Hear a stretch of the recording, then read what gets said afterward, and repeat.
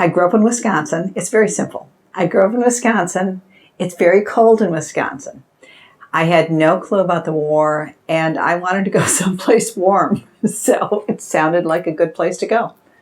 And that's virtually, how it ended up happening. I had a job offer to go to Michigan. That's also cold. And this came along, and it's like, I'm out of here. I didn't have any idea. All right, now what type of work did you perform? I was with the American Red Cross doing their program called Supplemental Recreational Activities Overseas, SRAO. The Red Cross had 3 programs. They had the SMH, which was Service to Military Hospitals, SRAO, and boy, I can't even think of the third one now. 3 different divisions. One was hospital, one was field service, and then ours was just this totally wacko program that we did, doing recreation. All right. Where did you serve and what war was it? The war was Vietnam. I was in Nha Trang first, Da Nang, and then Phan Rang. And I swore I would find a unit that didn't rhyme, but I never did. So it was Nha Trang, Da Nang, and Phan Rang. Okay. Why did you pick the American Red Cross? They hired me. It was very, very simple. I did not speak a foreign language at the time. And I had thought about, I was interested in international organizations and people to people and things like that. So I was thinking Peace Corps, haha, don't speak a foreign language. Looked at a couple other programs. They all required foreign language ability. The Red Cross was just like, anybody who's walking, talking, and crazy enough to do this. And I had to go through a bunch of interviews and hoops and jumping and some embarrassing moments with them. A doctor made me squat in front of him to see if I was flexible enough to go. What that had to do with the whole program, I don't know. But they hired me. And so I said, yeah, I'll go. All right. Do you recall your first days in service? And if you did, what did it feel like? I remember, probably the thing I remember most about the first day of service is a flight over. I don't remember too much about the actual flight. I remember, there were 13 women in a plane full of men, and they were nervous. We were just having a wonderful time. We were chipper and upbeat, and we had no clue. When we got close to Vietnam, everything in the plane became extremely tense. Extremely tense. We did not understand. And once we landed, we went in blackout conditions, which is a little scary. And once we landed, they opened the door, and it was just this mammoth blast of heat that hit you. They took us off first. The women came off first, and then the guys came off. And they marched them off, and we were taken to a BOQ and put up for the night because it was nighttime. It was hot, just oppressively hot. But I was curious. And so that was my first introduction to Vietnam. I was surprised at the amount of yelling that the military did with the servicemen. It's like, what have we gotten ourselves into? And later I understood why. But most of us who went were extremely naive. I think that was one of the criteria to get us over there. We just had to have no clue whatsoever. And so we went. First night we spent in a BOQ. The next morning we got up early. And we had classes and things we had to do. We had to go get uniforms. We had to get shots that we didn't get in the States. We had paperwork to file and things to fill in. And then we had to go meet headquarters for the Red Cross. And they started a training program there. So that was my introduction. All right. On that flight, where did you depart from? Was it from Out of Nashville? Travis. Okay. Out of Travis, and we went into Tan Son Nhut in Saigon. Okay. All right. Do you remember any of your instructors when you arrived there? No. Nope. Well, I shouldn't say no. There were a couple ladies, Loretta, whatever her name was. She was probably my age. And she did some training in Washington, D.C. with us. When we got to Saigon, I don't remember any of the women at all. They were usually former Donadollies or women who had served in Korea and had been around the block a few times so that they knew what the lay of the land was. But it was like herding cats, as the expression goes. All right. Can you tell me a little more about your training experience at all? Or? Training experience was, how do you put together an audience participation program? We had training in Washington. We had learned about the military, the ranks, what you say, what you don't say, how you have a drink, how you don't have a drink, how you wear your uniform, how long the skirt should be, where your hair should be, how your hat should be on, stuff like that. When we got to Vietnam, they really started pushing us with the flip charts, and this is how you put together a game board. This is how you engage the guys who don't want to talk to you. Actually, I goofed off. True to my nature. I was sitting in training and the phone rang. It was really unusual. And they said, "Jeannie, it's for you." And I was like, "I'm in Vietnam. Who's calling me?" And it turned out there was a Red Cross representative in the area who was from Wisconsin. And he came and he said, "Well, we'll take a tour of Saigon." So we took off one day from training classes and rode all over Saigon on his motorcycle. I had a great time. Got to see the zoo. Got to see a lot of things that were later destroyed that other people never had. But I totally missed off one whole day of training. And then we, as I said, we had to go to the Navy and get our uniforms. We had pictures. Well, you will see. I have a picture of me in my khakis that were issued. That was about the most I ever wore them. And within 4 or 5 days, they had assessed us and delegated who would go to which unit. So we were sent off to the airport and said, "See ya in a year." And that was it. All right. Then how did you get through the whole experience? How did you get through it? What did you do? How did I do it? Yeah. I think I was insane. Sense of humor.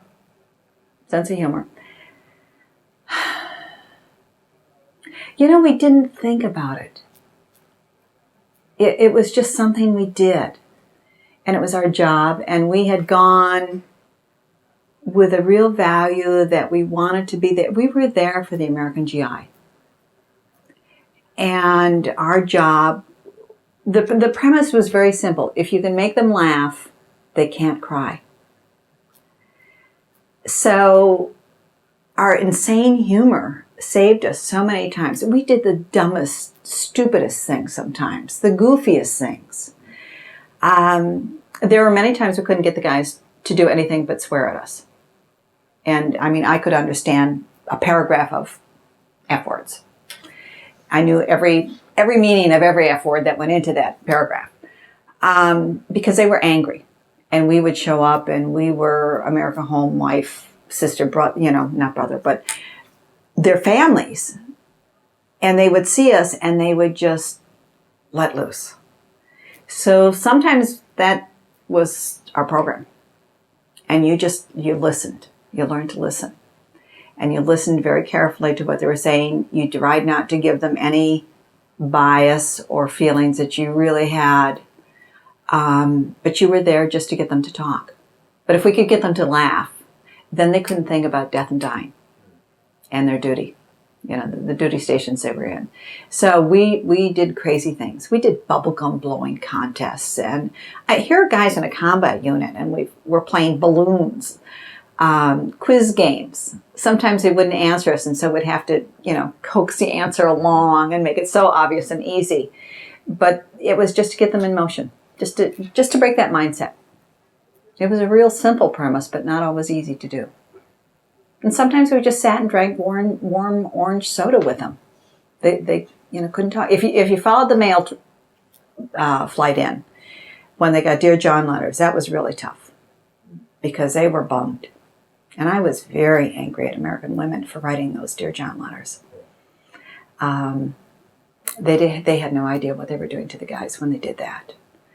And many of the fellows would just go out and walk point and blow themselves up. So it was not unusual to have that happen. And if we followed the male run in, we knew that we had our hands full. And just by listening and debriefing, getting them to talk about it was a big help and sometimes made the difference. So it was everything. That's great. All right. Can you tell me a couple about your most memorable experiences? Besides Good, bad, or indifferent? Well, I guess whichever ones stick out the most. Good or bad, or whichever Well, let's do good first. Good ones. Some of the sweetest, nicest, kindest people in the world. The GIs could not have been nicer in many cases.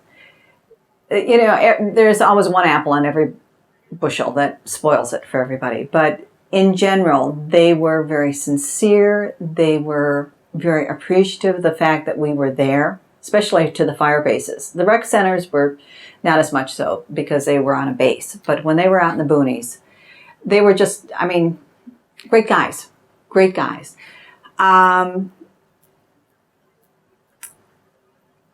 Good things. I think the warmth was probably the nicest thing. We didn't know a lot of them by name. We never really asked full names because the turnover was too rapid. And if it was Joe and Slick and Harry and Bob, and that was all you ever wanted to know. And if we did hear things, a lot of times it would go in one ear and out the other because we couldn't get attached in that way. Good things. If you needed something, they could get it. We became very good at scrounging. They taught us a lot about how to scrounge. If it wasn't nailed down, it could be begged, borrowed, or pilfered. And we became pros at it. So you need an air conditioner? No problem. I can trade you. We'll swap. There's this whole network that I never knew existed until I was with the military and from the guys. So that was a good thing that I learned. I learned a lot about myself. That was one real big thing. I saw my problems more than they saw their problems. Or, they saw my problems. I learned about other women. I learned how they can be so very difficult to work with. I learned about hate, animosity that I didn't know about. And I learned that I could be a pivotal pin sometimes in those issues. It was my reaction that changed a lot of things. And of course I learned about the Vietnamese people whom I loved, absolutely adored. And I had some very good Vietnamese friends that, I often wonder whatever happened to. Hopefully they got out at the end of the war. But I had some great friends and some great friendships. Those are the good things. Those are the high points. And then we had insane things. I played through lobbed water balloons over tops of buildings one day with somebody. Why we never got shot for doing it, I don't know. There was mischievous stuff. Being down at the beach and the guys grabbing you and just throwing you in the water with all your clothes on. Going into town and having different things happen. Trying to ride on the back of a motorcycle with a Vietnamese person, and we weigh much more than they do, so the motorcycle went the other direction.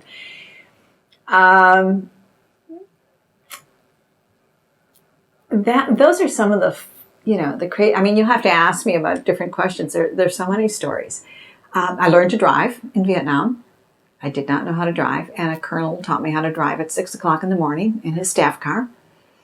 I love to fly, so I was constantly in airplanes or on flight lines. And,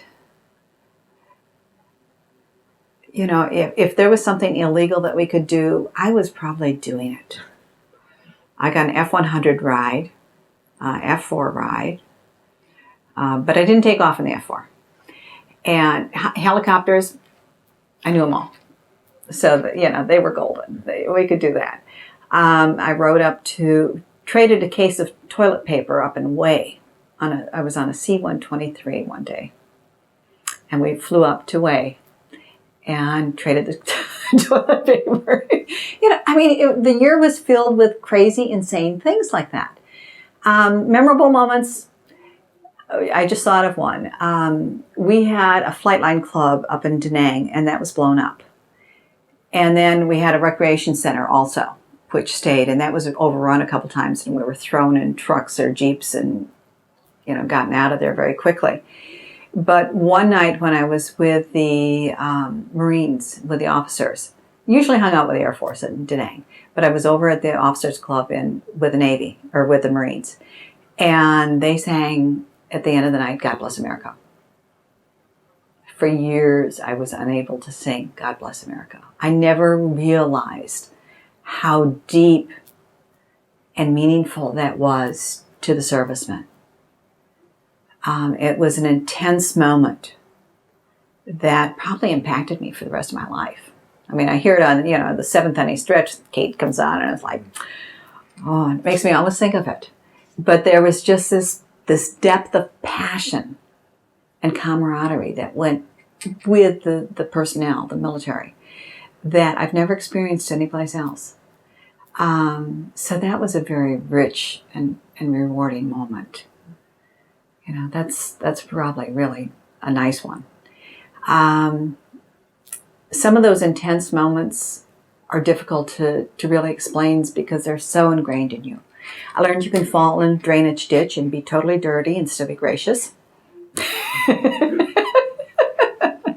Covered in mud and whatever else that you don't want to know about. And, as I said, the guys never saw things. You just dust it off, squirt yourself down with the water and go on. I guess toughness. I had a lot more in me than I ever thought I had to get through it. Probably the most difficult thing what happened in Da Nang. And that was, I had been very close to Vietnamese in Nha Trang and put in charge with the workers in Da Nang when I got there, the Vietnamese workers. And I think we had 8 on the staff. And we had one young man who I dearly liked, who he was in charge. The servicemen came in and they had to check their weapons before they could come into the club. And occasionally they wouldn't check their weapons. They would come in and they would actually try and blow their foot off because they wanted to be discharged from the military. So we had those issues going on. But this young man was in charge of the weapons, and the weapons would start to disappear, just one at a time. And of course, these were all Marines. So a Marine and his weapon are not, you sleep with it. So the guys got in big trouble. And this went on, and it went on, and it went on, and I tried to talk to him and tried to convince him that, this is really a serious problem, and there's going to be repercussions. I didn't speak enough Vietnamese. He didn't speak enough English to really get the message close. And we had our local staff artist, as we called him. He was a North Vietnamese that had come south. And I tried to talk to Hoa to talk to the young man to say, look, you're going to have to go to headquarters, and the Marines will not be nice. It didn't go like I wanted, and eventually it got to the point where I had to take him to headquarters to be turned over, side papers on him. Now, why I didn't balk at that moment, but I did afterwards, so that's another story. But he went with me that morning. I tried to tell Hoa to tell him not to come to work because I knew I would have to take him in. And if he wasn't there, I couldn't take him in. He showed up for work. And I had to take him in the car over to headquarters. And at that point, he realized I was signing the papers on him, that he was responsible for stealing weapons. And the Marines grabbed him, and he clawed and screamed at me, and, please help me, And it just, for years, haunted me. And when I had faced all these Vietnam issues again in the 80s, that was what I heard when my children came back to me. And my children were little, and mommy, and all it's like... The Marines, I asked what happened to them. They said, you probably don't want to know. and I suspect he died. He was severely beaten, and nobody ever saw him after that. So, the guilt trip on me was horrendous. And after that, as much as it cost him probably everything he had, it taught me to stand up and say, I'm not going to do it. I was gung-ho military, and up until that point. If the military said something, I followed rules and regulations. After that, I questioned it. And my whole tune changed. And I remember some officers coming down and talking to me from Wisconsin, of course. How convenient. You go talk to her, see if you can relate. And I just wouldn't do it. The guys would blow their foot off or shoot themselves. And I'd say, I didn't hear anything. I didn't see anything. I knew what was going on. I wouldn't cooperate. So it was a turning point for me. It was a big turning point for me. But that probably was the toughest thing that I had to do. And I knew, in my heart, I knew what was going to happen. But until I signed the papers and he started to scream and claw at me, I had no idea. And it was an awful moment. In the hospital, there were some other incidences, and I learned more about myself where the servicemen were so badly injured.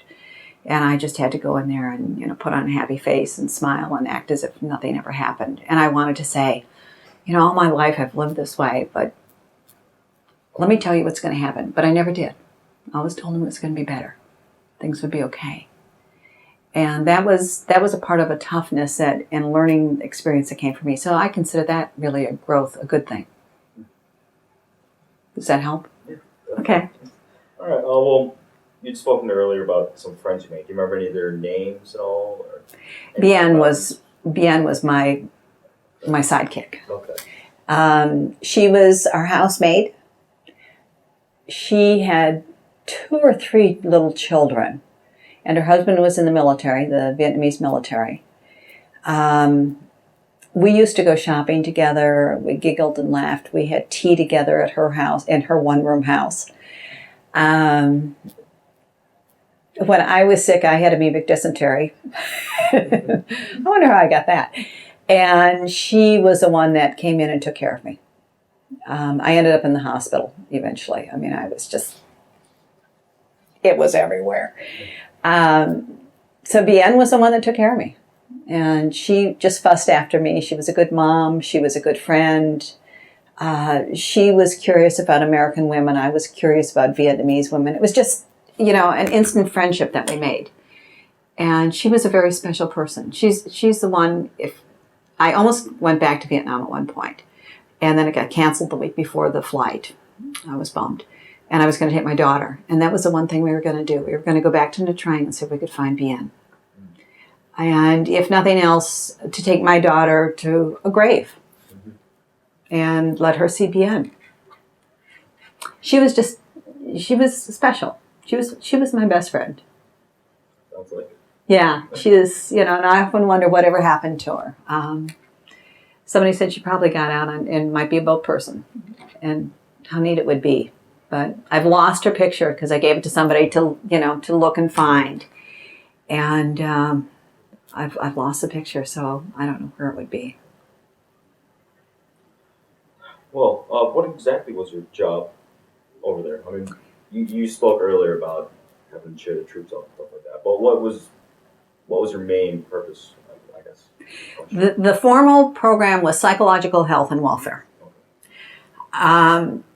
Translated to a common language that people could understand, we played games.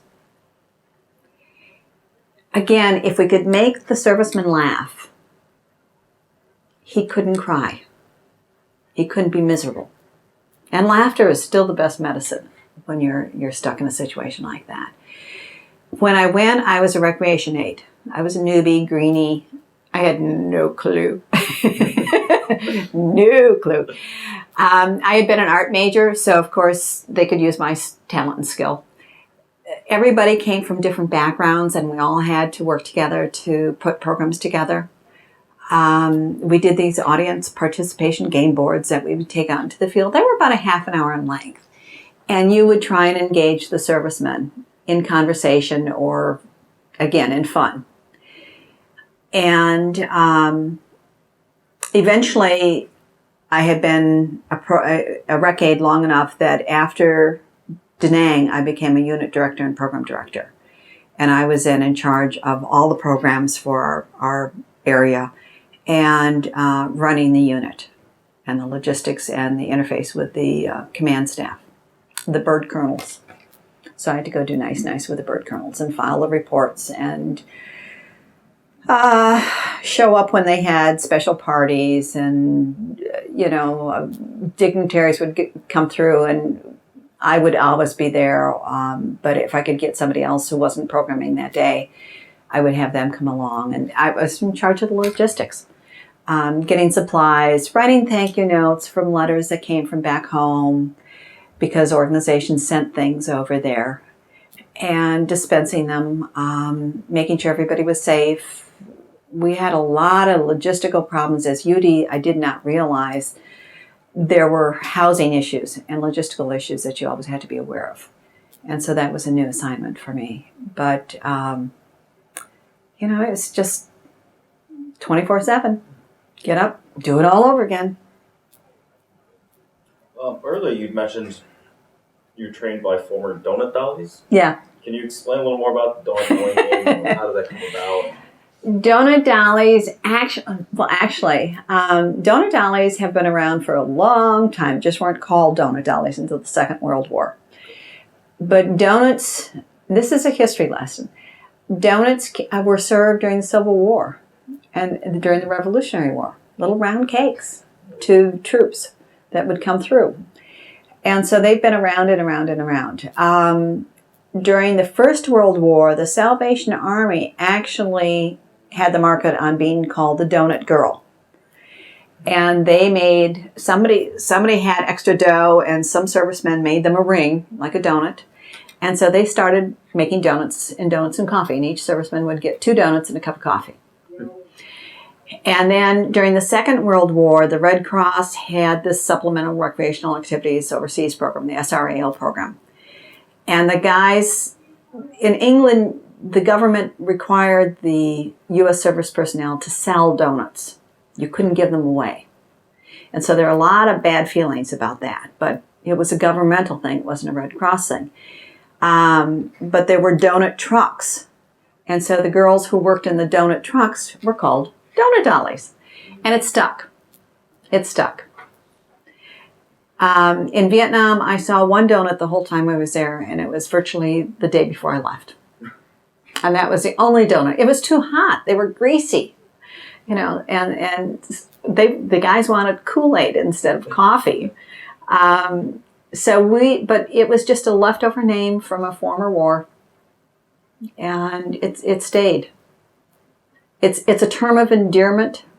Our former director hated it. She had a real bugaboo that we should be Red Cross girls. And ironically, she had said Red Cross girls, now women, girls. But she was very offended that we were ever called donut dollies. And she would chide us and say, terrible name. And of course, we loved it. So we always said we were donut dollies. But that's kind of how it started. Been around a long time, but just the concept started in World War I, and then the Red Cross picked it up in World War II, and we carried it through to Korea and Vietnam. It's no longer around. No? It's a dead program. When did the program end? After Vietnam. And when the Gulf War started up, I volunteered to start and go. And the program's no longer there. They didn't want us. Any reason particularly why they shut it down? Or? No, I don't know. I think it was political. And the former Grand Matron was getting quite old at that point. She died probably 5 years after the Gulf War started. When she left the Red Cross, she took all our records. She had all our material. None of us existed. So there's been some real interesting dialogues. And there are a few ladies who had been donut dollies in Korea in World War II that are still at Red Cross headquarters. And to this day, we don't know where those records are. Yeah. So it's been a very interesting experience dealing with it. But the program is gone, the records are gone. When we're dying off, there are now only, out of 627, there are only about 580 ladies left. Yeah. And we'll all die. We'll all be gone before long. And there'll be no more Donatellis. There is a program we heard in Iraq right now run by the USO, where they do send men, basically, out to see the troops. I've heard that there were women out there as well, but sending women out into the bush or out into the field is not really a good thing to do in Iraq. Yeah. So I suspect that the women that have been hired by the USO maintain the centers, the clubs, and the guys are going out there. But it is some type of program out there. That's good. Yeah. Not the same. Yeah. Yeah. Of course. Got to send a woman out in a blue dress, in a combat zone. All right. Did you get to travel around Vietnam at all? I mean, I know you mentioned a few places you were able to go, but anywhere in particular besides that? There were a lot of places we couldn't go. Okay. I wanted to desperately go to Dalat because it was high in a mountain cool spot. It was supposed to be beautiful. They were supposed to have great strawberries. I never could get to Dalat. A lot of places were off limits because they just weren't safe. And when we left town, if we left, for example, Nha Trang, we had to go to the police station and pay off the local police in order to travel their roads for safety. Really? Yeah. So we did Ninh Hoa, we did Han Mat, Han Tre Islands, Hoi An, where several nurses were eventually captured and became POWs. Monkey Mountain. Yeah, we would travel around. Several women, I did not get to go to the DMZ. Several women did make it up to the DMZ. It varied. It depended on who you could con into talking into something. And sometimes if you traveled, you didn't want to get caught because we did it illegally. If we were traveling with the military, we always had orders. The military knew our flight plans. They knew our stops. God forbid anything should ever happen, they could find us. So there was logic and understanding as to why we had to do it that way. But when we were off time, as I said, we would get into mischief. Some people were very good. Some of us were mischief makers. And, would go wherever we could. If we had a Jeep, how far can the Jeep go? Well, we'll go. And so we found all sorts of places to show up at. I never did get to Laos. I never did get on that side of the country. I was mostly the shore. Da Nang was on the ocean. Phan Rang was close to the ocean. And Nha Trang was obviously on the ocean. And then I was down in Saigon. So, there were different places. But there were a lot of different units scattered all over, and sometimes we'd get to go TDY. And that's how I knew about Phan Rang. And I had gone down TDY to see a friend from Milwaukee, Wisconsin, who was down there. And I thought, this is kind of a nice place. I could take living here, And eventually I got to go back down there. That's great. All right. Well, while you were over there, were you able to stay in touch with your family? I did. It was not like being in the military now. Obviously, we did not have computers. Mm-hmm.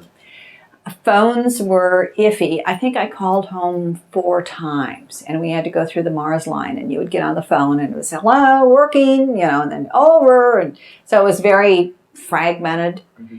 and the time zones were very different, so I couldn't always count on my family being, available when I had access to a phone line. They did send letters. They did send packages. I did write letters. I did send stuff home. Most of the letters that I wrote were very nice, chipper, happy. Everything's fine in the war zone, Mom. Don't worry. Having a great time. Met the Aussies, had a great time at the club. We had fresh shrimp,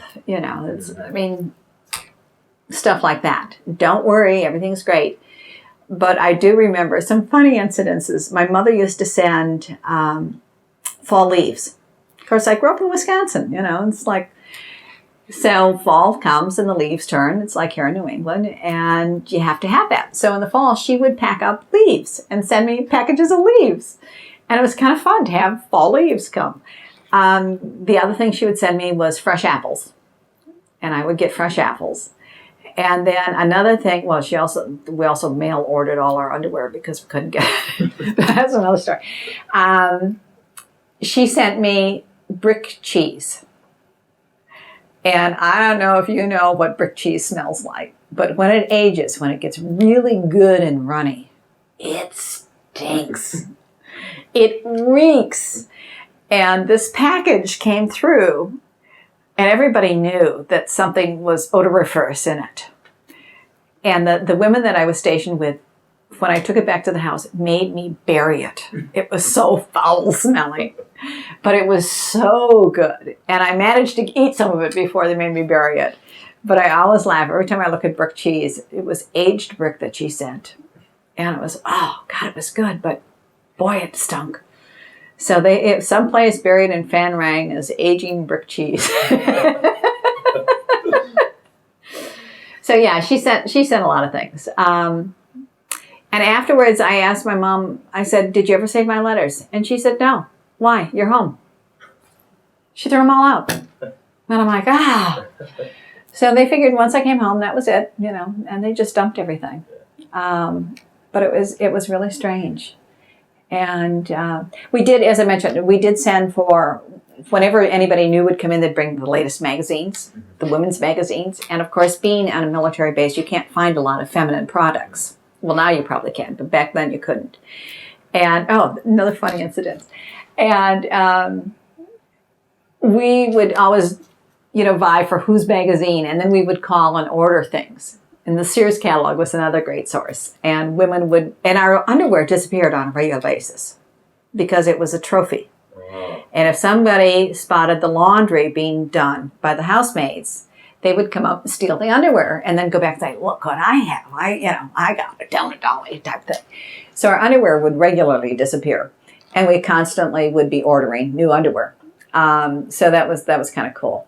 But one of the funny incidents is, I should probably not even, they're funny though. When I first got to Nha Trang, as I said, I was very naive. And one of the older girls, the PD at that point, took me shopping at the PX. And I saw gold coin chocolates, I thought, by the cash register. And they were condoms. And I remember saying very loudly, oh, look, gold chocolates, and all the guys are going, oh my gosh. And Joni was dying 1,000 deaths. And we talked about it not too long ago. I saw her and we just laughed about that. And she's, I will never forget how embarrassed I was when gold chocolates. So, it was funny things like that happened and kept you going. I mean, times are tough. You start giggling and laughing, Definitely. That's stay positive. Yeah. So what was the food like there then? Military food. Yeah. Military food. In Nha Trang, we had access to the city, and it was delicious French cooking. Oh, the best lobster stuff, baked stuffed lobster thermidor. Oh my God. French onion soup to die for, which is why I ended up with dysentery. But we would go down and eat at the local restaurants. Fresh pineapple. We couldn't eat the lettuce and things like that, but we did eat the pineapples. And you'd just go down to the beach and the little kids would take their machete and peel it, and it'd come all, with a spiral on it, and you just dripping down your arms, and it's so sweet and juicy. They had a lot of food there that we could get. And on the local market, when Jeanne and I would go shopping, she would, of course, tell me, this is what you do, and the fish and the ducks and everything else in the baskets that I had never seen. It was very strange to see. And she'd tell me how to fix it. So I used to show Jeanne how to cook American. She learned how to make meatballs and milk gravy. And I learned some of the Vietnamese cooking. And as I said, that's probably why I got sick, because we would eat everything. Very good, fresh baguettes. It was a very heavy French influence. So if you could get downtown, there was an awful lot of food we could get into. But if you ate on base, you ate military food. Yeah. High carbs. taking military food, was military food good? We were hungry. Yeah. You know. And most of the time, if you go in through the military units, you spend a lot of time in the chow line just talking to the guys, and then sitting at a table talking to the guys. So I remember when I got sick, I was able to buy cans of Campbell's chicken noodle soup at the PX. And that's what I lived on when I could keep it down. And I couldn't even keep that down. So I ended up in the hospital. But yeah, it's kind of interesting being a woman in one little alcove and a ward of men. And you didn't have a bathroom. So you had to get up and, stagger down to the women's latrine. Kind of fun incident. But Da Nang had a Navy officers' mess, which had very good food and steaks. We never lacked for food. And in Phan Rang, we had the Aussies. The Air Force was there, and they had good food too. The Aussies had better food. And their officers' mess was right close up the hill from where we lived. So we ate a lot of meals with the Aussies. And they had fresh shrimp and big prawns. And good stuff. Mm-hmm. So, and I also learned not to say, I am just so stuffed, I can't eat it with Aussies, which means something else totally. You can well imagine. Somebody goes, oh, no, don't say that. Do you know what that means? And I'm like, no. So you never say you're stuffed when you're with the Aussies. But, when you were in the field, you ate what the guys ate. And surprisingly enough, sometimes they would show up with a white tablecloth. Where in the boonies they got a white tablecloth? We don't know. And then put it down, and then we would have our food on top of that. So, they tried so hard. The guys were so great. That's why I say it's probably one of the best parts of it. They were just 150%. That's great. Yeah. That's great. Well, it seems like you had a lot of food. Were there any supplies you lacked there? Or did you have plenty of everything? We were warned to take things with us. Okay. We took a Foot Locker. Okay. And I had hair products and Tampax in my Foot Locker. A lot of those things. I was told to take an evening dress because it would not be unusual for the year to finish without having to have a general or somebody come in and say, come for dinner. Mm-hmm. And we had little blue dresses, and you couldn't show up in your little blue dresses or your green fatigues. Mm-hmm. So I had a full-length dress, evening dress with sparkles on the top. I took civilian clothes, rain gear. There was a whole list of things that we were required to take. We had to take this very chic navy blue raincoat that everybody gets issued, a black handbag, black loafers. We took several pairs of those because they rot out in the tropics. We were issued the uniforms. We were issued fatigues. Most of the time, we wore the dresses because it differentiated us from the nurses. And we had a dress. We also had culottes, slotted skirts.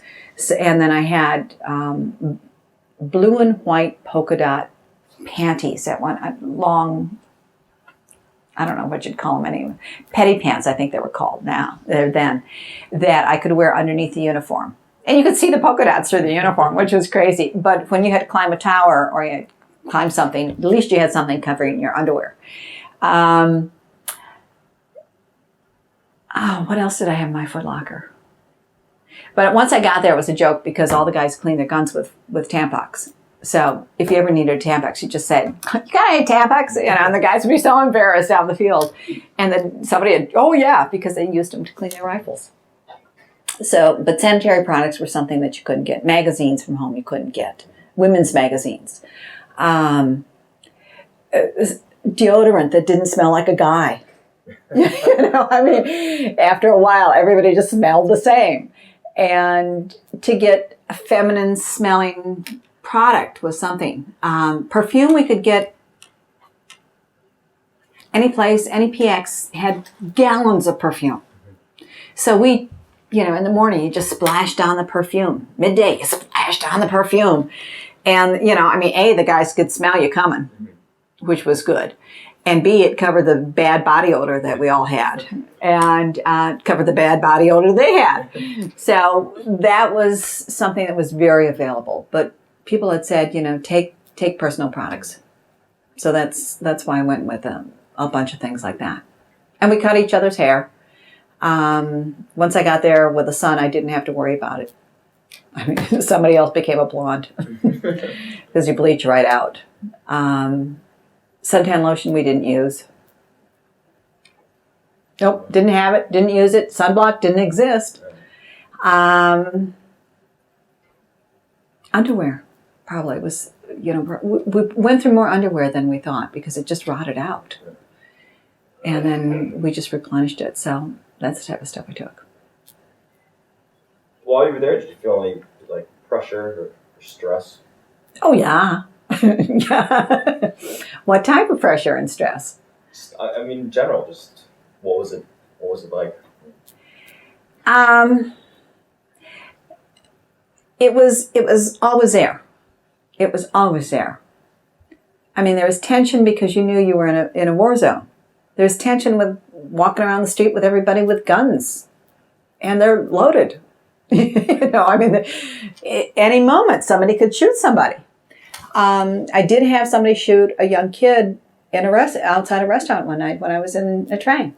He came around the corner and had a grenade in his hand, and somebody pulled out a gun and shot him. So that type of tension was always there. I was broken into at one point in a train and by our security guard. And I remember waking up. I had my own room. And one of those vivid memories. My bed was here. The wall and dresser was here. And there was a dresser here and 2 windows.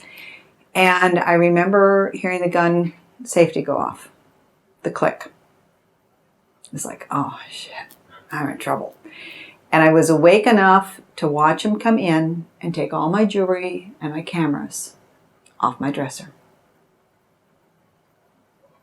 And I thought, if I say anything, he will turn around and shoot me. Mm-hmm.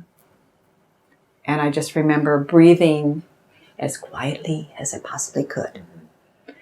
So that's a little tense. Jeanne was beaten up. That was tense. Somebody did not like what she was doing, and they took her out and beat her up, and I was very angry. In Da Nang, we saw there were a lot of street scenes and street fights. That's tense. We were overrun. That's tense. There was a big barrage one night. In fact, in the stuff that I brought, I have a piece of shrapnel. And we had 2 centers in Da Nang, and the flight line one was unair conditioned right by the flight line. It was gone. It was just obliterated. And when we went down, I picked up, that's where the shrapnel came from. And some of the guys mounted it on a pin for me. I've always kept it. But, I used to look at the guys in the hospital, because our job was out mainly. If we had time, we would go into the hospital at the end of the day. And I'd see these guys in the beds, and they looked like somebody had taken a large pepper grinder to them. And that was shrapnel embedded in their skin.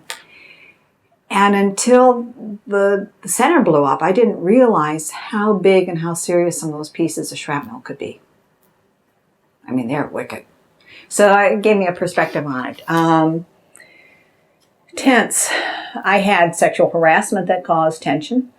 I had one officer show up at the gate when we went outside of Da Nang in his red Speedo swimsuit and said, "You can't see my men until you service us." And I said, "We'll see about that." We turned around. We never did get to see the men that day, but I did put them on report. And I don't know whatever happened to them. I don't care. Some of the colonels were always trying to get the women into their bathtub. We knew there were peeping toms. We knew there were, it was not unusual to have guys try and break into the house and see the women or touch them. There were 3 women who died who were there. One died, another one died afterwards in a plane crash. So there were tensions, yeah, all over the place. But you learned to live with it. I mean, that was par. And you knew what you could do, you know what you couldn't do. Your sixth sense cut in.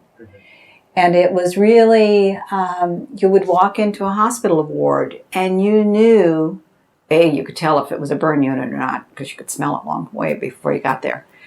But you knew if things were good or things were bad, if things were serious or not. You knew going into a unit. Usually a commander would call us and say, I've lost half the unit. We need the girls to come out and talk to the guys. So you knew going into it, things would be tough. And you kind of steeled yourself for that. You prepared yourself for it.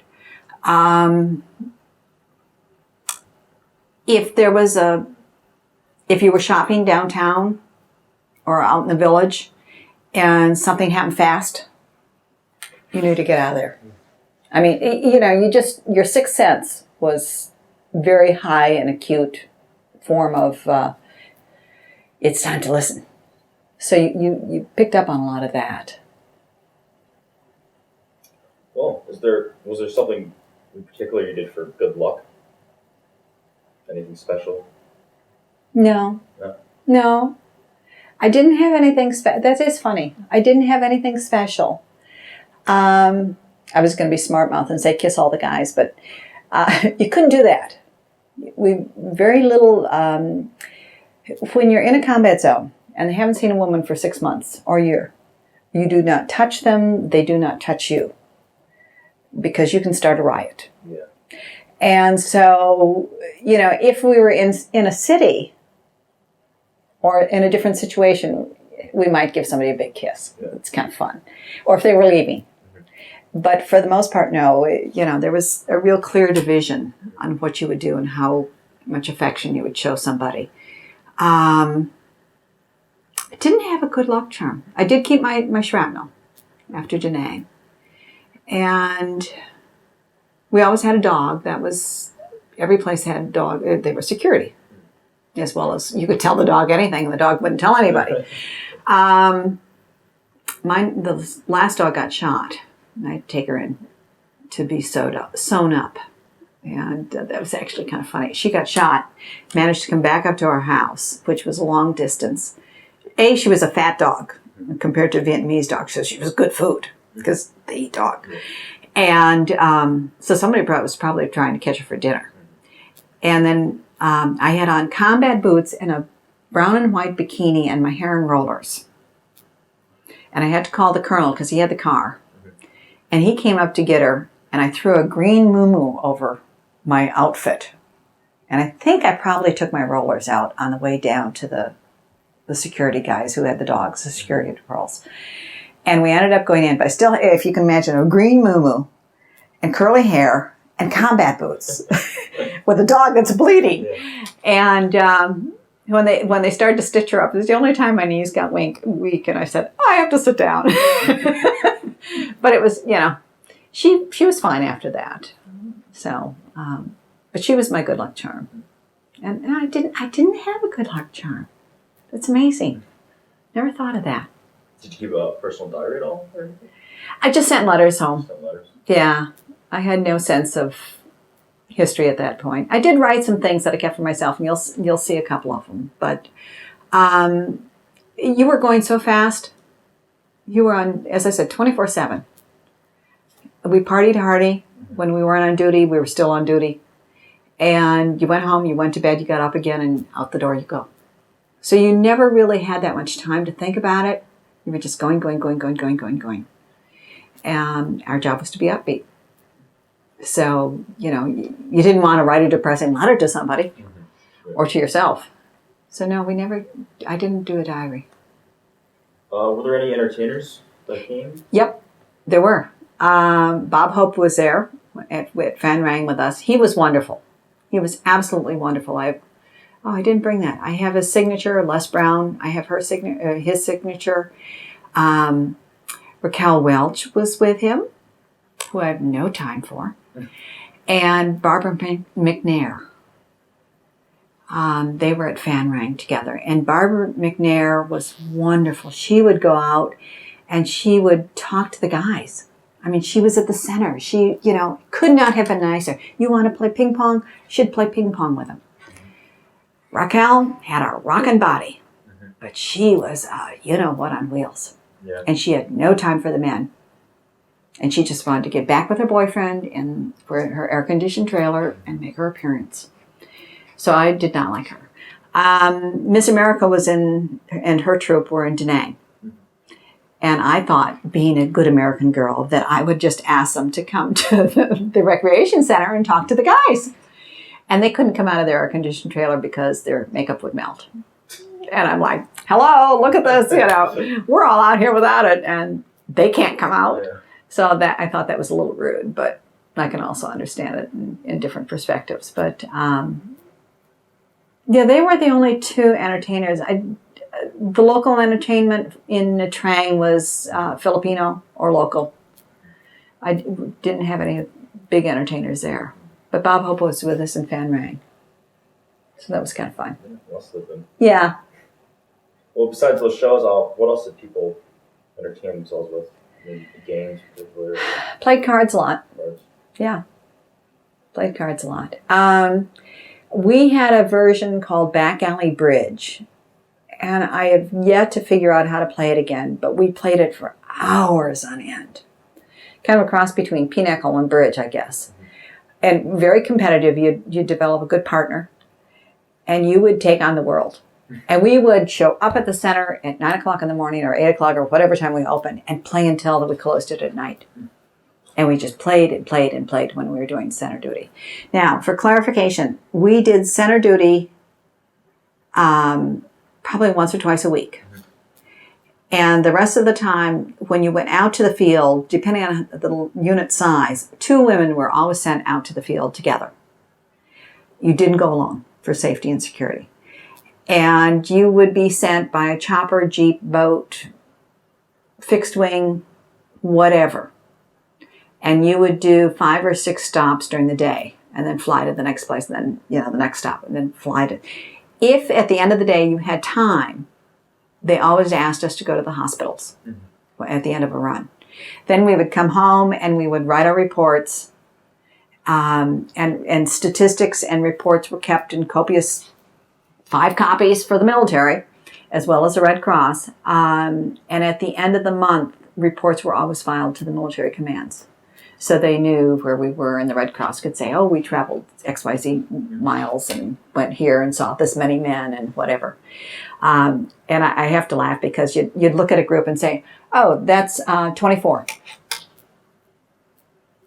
We never counted. You just eyeballed it. You knew after a while, that's 307, or this is, whatever it is. But we got very good at estimating how many guys were in a unit. And they may not have all talked to us, they saw us. And that was important too. So were you offered a leave of absence from your service at all? Like a break at all? We did get R&R. Okay. We did get R&R. I got 2. I was allowed to go to Bangkok the first time and Hong Kong the second time. Yeah. And in Bangkok, I ended up meeting a buddy of a guy that I knew who wasn't a vet. He was the biggest con artist you've ever wanted to meet. He had all the airline stewardesses. And he used my room. But it was nice because, A, it was clean. You could take a bath. You could not be harassed, by guys. You could walk down the street and nobody really paid any attention to you, even though you were still pretty obvious. And we got new clothes made. I had some dresses made and some shoes made and, things like that. In Hong Kong, I had new loafers made. I got very regulation olive green ones, which were totally illegal. We were supposed to wear black. I thought olive green was good. And then I had red lizard shoes made and, just give me color. So I got 2. And they were fun. That's great. Now, do you recall the day your service ended, the last day? I was supposed to deroast out, I don't remember the exact date. I was supposed to deroast out a year after I started. Mm-hmm. And I got stuck in Saigon during TAT. Mm-hmm. So I didn't get out technically until February. I went to Saigon, flew down there with my orders and all my stuff. And that's when I found my first donut. Mm-hmm. Another woman that I had come in country with was there with me. Actually, there were 4 of us or 5 of us that all showed up at the same time. Mm-hmm. And everybody knew something was coming down. Mm-hmm. So the Red Cross didn't have all the forms and paperwork done. My visa hadn't been stamped. There was nobody in the offices to do anything. I wonder what's going to happen. And we ended up, we called it hustling, trying to find someplace, somebody, somewhere to go. And we ended up at one of the hotels. I think it was not the Meyer Court, might have been the Rex or the BOQ, that had a bar on top. And we watched TED happen from the rooftop. It was safe. We knew it was not safe to be out on the street. And so we stayed up there. I met a colonel, met a man who had a bird dog, who had a plane, and I needed to, where was I going? I needed to get out of country. I don't remember exactly how that worked. Anyway, he was able, my passport hadn't been stamped. He was able to get me back up to Phan Rang in his bird dog. And we flew out through the fires and the potholes, which was amazing to see. And he got me back to Phan Rang.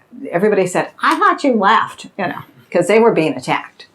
And I never saw the man after that. And from there, I was able to catch a flight to Cameron.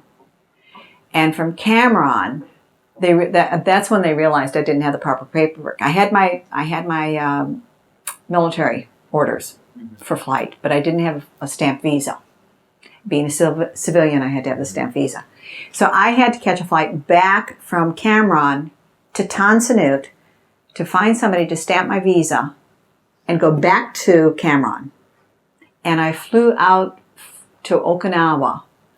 I had a military flight suit, put that on, and I had short hair and combat boots. And I flew on a C-130 or C-123. Don't remember which one it is now. But in a jump seat to Okinawa. And that's how I got out. And many years later, I heard that the 2 twins, 2 of the ladies, got to Bangkok. The gal that was with me when we had the donut, she managed to eventually get out a week later. So yeah, we were there during TAT. Jeez. Once you got to Okinawa, where did you finally come back to? I went from Okinawa to Japan and caught a regular American flight and got sexually harassed and offered a job by an American businessman, which, it's like, are you really saying this to me? And he wanted to give me a job. So I went back to California to Los Angeles on a civilian flight. And then from there, I went north to Seattle, Washington to see one of my Air Force buddies. And we flew T-33s. Yeah, that's what I say. I was always in an airplane. Nicest guy. Just a really great, good buddy. Not a love affair. Mm-hmm.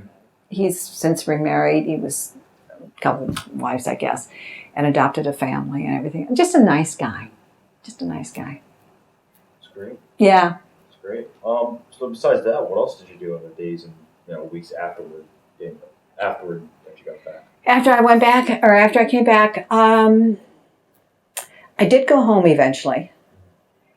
And I was a wild woman. I was out of control. I mean, tell me I can't do something? I don't think so. Yeah. I could do anything. And I had applied for graduate school while I was in Vietnam. I applied to NYU and to Miami of Ohio, and I got accepted at both. NYU didn't give me anything, and or Miami of Ohio gave me a free ride. So guess where I went to school? Miami of Ohio has never been the same since. I was hell on wheels. I was a graduate assistant. I conned the janitors into furnishing an empty apartment for me. University furniture. I just, I had all the courage in the world and confidence to do anything I wanted. Did the graduate program, got into trouble, made some, as art education at that point, I was in educational supervision, we had to do an exhibit at the end of the program. And you had to display your works. So we, I had an internship in the ceramics lab. And I could draw and I could paint. And so I did some lithography and I did some pots and things like that. But I built these clay pots. And in Vietnam, there's a lizard called the tokay lizard, which says, fuck you. And we always thought it was hysterically funny. And that was the one word you never say to my mother. I mean, she just, that's the worst word in the world. Of course, after Vietnam, everything was, So I tried to tape record the lizard saying something and never could get the lizard to go on tape. So in graduate school, I made these women, slab women, and they were carrying little banners. Of course, these are protest years, so they were all carrying lizards or little banners, and they had little scarves and little pearls for eyes, and the banner said, "The lizard to you." And the dean of our program did not like that.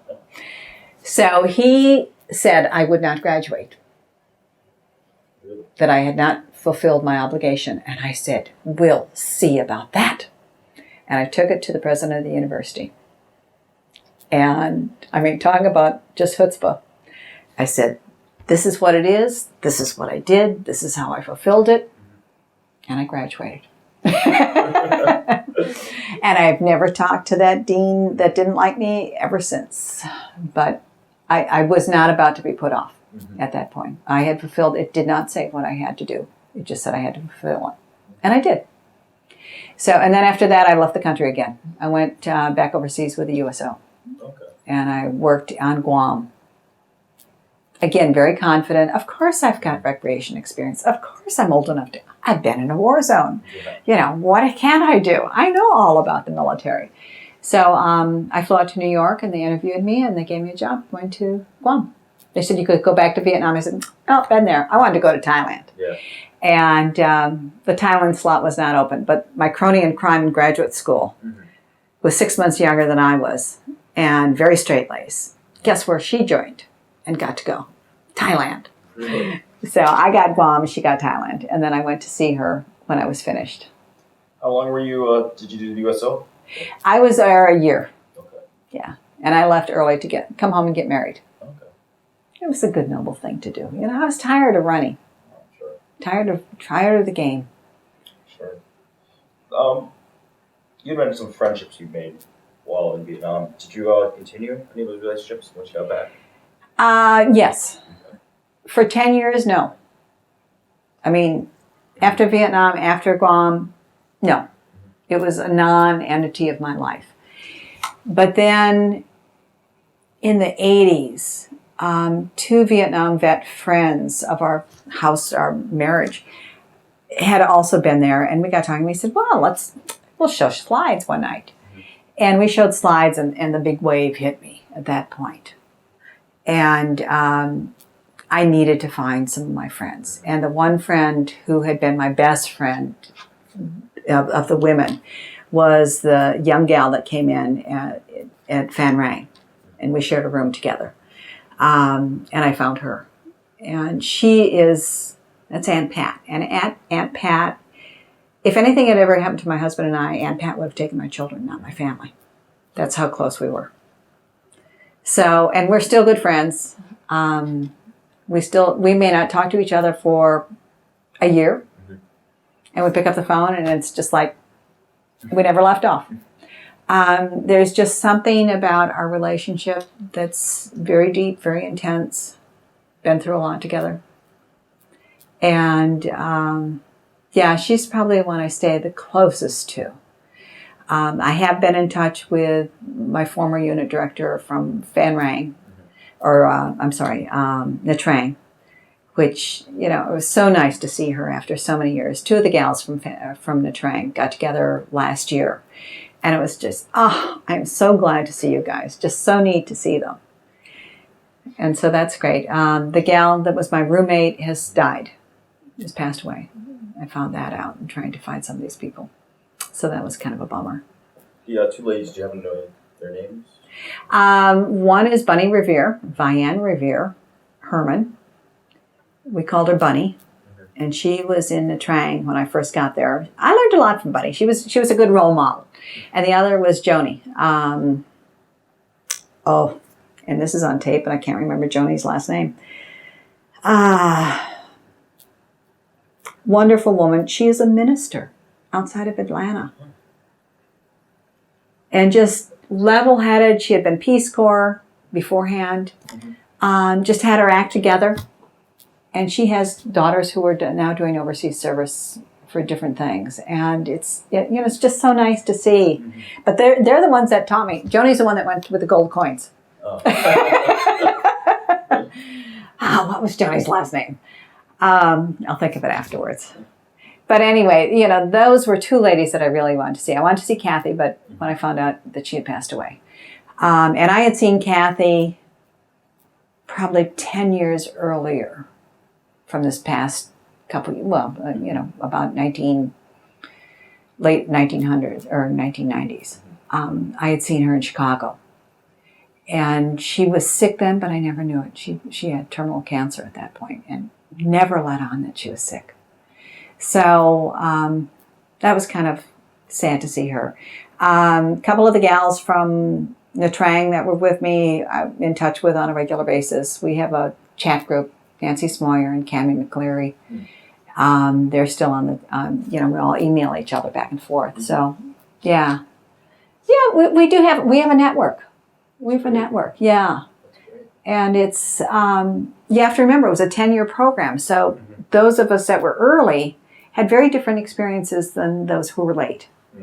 And so that's a big difference. A lot of different dynamics politically happened that changed the program. When I was there, drugs were not really a problem in Vietnam. Apparently, it became a problem later in the war. We had alcohol, lots of it. Everybody did. And so, that was the vice of choice. But, it's kind of fun to meet these women and just hear and get their stories. Because there is a lot of similarities that go on. A lot of similarities. Well, after the war and then after your time in Guam, what'd you go on for as a career? I became a mom. Okay. I got married, and I had children, and that was my life. I was mother mom. I joined the junior league. I became very involved in the training and education program and in the organization. Eventually went on national staff, doing training and development leadership programs for them. Became, in the meantime, started my own business doing consulting in leadership development. And in the meantime, because of my art background, a decorator said, "Hey, can you paint something?" And I'm like, "Sure." Started a decorative painting business and ran that for 13 years. Then one day I discovered that my arms were getting to be a different length. And I couldn't see so well. And eventually I fell over a woman's sofa with a gallon of paint. Didn't spill any paint. And I'm like, maybe it's time to think of another profession. But I ran that for 13 years. And I'm married to a corporate husband, and we lived in Milford, Connecticut for a long time. He eventually got transferred several jobs later. Was with James River, and then they merged with Fort Howard or something like, I don't know, can't keep them all straight. And we moved to Richmond, Virginia, or outside of Richmond, Virginia, in Mechanicsville, and then we moved to another place, built a house. He was with Georgia Pacific at that point. They transferred him back up here. the rest is kind of history. And when I got back up here, I had been teaching adults, basically. My background in educational supervision. Didn't want to teach, I had done the motherhood thing. I didn't want to teach kids. And ran into some students at Huntington Park in Bethel, Connecticut. And they were great kids. My dogs liked them. And went over to Western, filed a letter to the chairman of the communication department, cocky as can be, saying, I'm here. And 3 days before classes started, I got a call. And he said, would like to hire you to teach a course in group dynamics or whatever it was. Stuff I had done with the junior league. And he said, you just need to come in to make sure you haven't got 3 heads. So I walked in, I saw this huge Marine logo on the floor, and I said, yes, I got the job. And he hired me. You never tell a Marine you can't do something. Yeah. So he said, do you think you can do it? And I, of course. Went to the bookstore, got a book, and absolutely fell in love with teaching college-age students. And from that, then I had to go back and get a PhD, and I got my PhD last year. So, yeah, and I'm still teaching. That's great. Did your military experience influence your thinking about war or about the military in general? Yeah. Yes. I love the military. I mean, I understand the military. I tried to join the military afterwards. Because I was of that mindset, even though I would argue, which probably is why I never joined the military. I am 100% behind all the troops. I did my dissertation on women who were serving in Iraq. I will do anything for the guys that I can, within reason.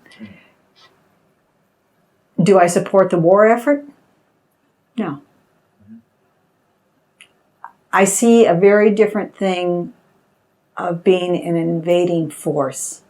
I finally realized what we were doing in Vietnam. Initially, I was like, oh, everything's wonderful. We're here to save them and yada, yada, yada. And then I realized it's not all that it's cracked up to be. We're greasing some pocketbooks here, folks. And I have some very strong feelings about that. But as far as the military, I love them. I think it's great that men and women are willing to do service. I think there are a lot of things the military could do. I don't like war. I don't like war. And I don't like the machines that run the war. I mean, it's the same group over there that was in Vietnam. And they're just taking the money in. So that's my stand on that one. Are there any reunions? Like with you and the rest of the Donut Dollies? We had one last year. Okay. We had over 100 and some odd women that got there. So it was really neat. They all went to Dallas. We went to Dallas. And it was like herding 100 cats. I mean, everybody wanted to talk to everybody else. But we didn't have time to talk to everybody else.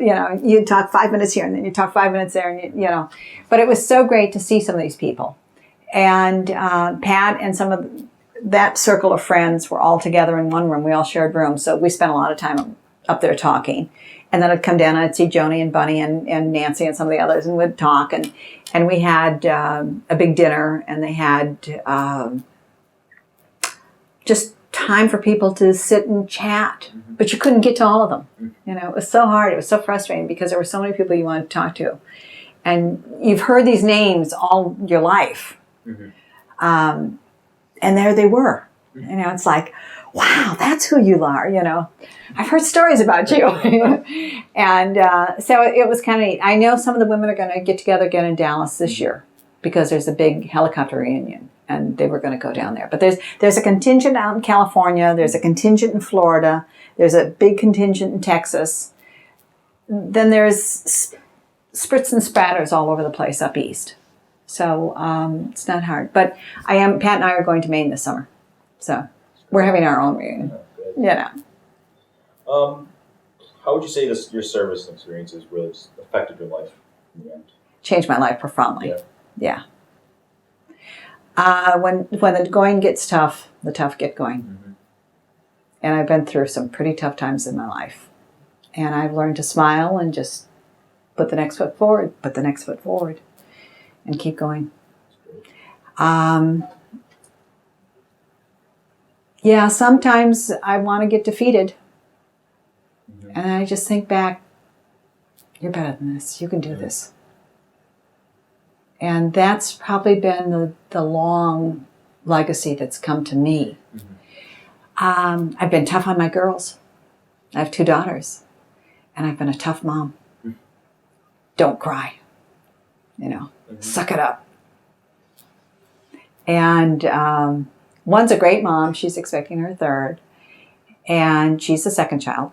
The first one is never married. She's tough. She is a tough lady. And sometimes I feel a little guilty making her that tough, or for having made her that tough. Her standard, her level is way up here. And she's always looking for the next bar. She's in corporate work, and it works for her. But she would like to be the mom with the family. And she'd be a mom with a nanny. But she's, I was tough on them as children. I was tough on myself, and I was tough on them. So that's a good and a bad. Yeah. Well, I guess finally, is there anything you'd like to add that we haven't covered in this interview? Oh, there's a lot we haven't covered in this interview. The stories we can tell. No, did you want to know how I got Sam? Yeah. Okay, that's always a good one.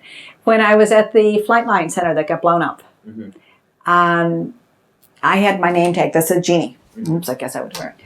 And we also had a TV station. We had a TV station in a war zone, and every morning the news would come on, and somebody from the Red Cross Center would come on and say, "Hi, my name is," and today's program at the Freedom Hill Recreation Center is.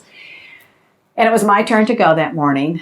So I got up early and I coiffed my hair. I rolled it, put on some makeup, and it was very bleach blonde at that point from the sun.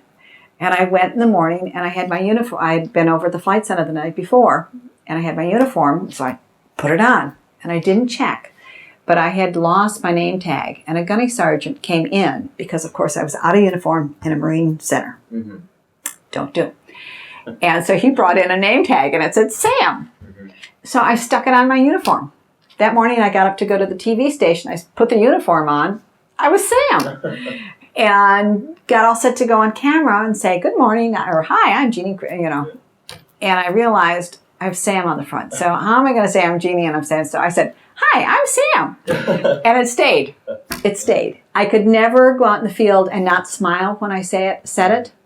And it was a great conversation icebreaker, because guys would say, "Oh, your name must be Samantha." I said, "No."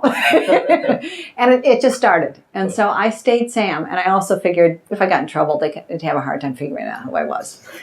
So I stayed Sam from that. And almost everybody who knows me from Vietnam calls me Sam. So if they call and ask for Sam, I know. They know. So that was my Sam story. All right. Well, thank you very much. You're welcome. It's been my pleasure.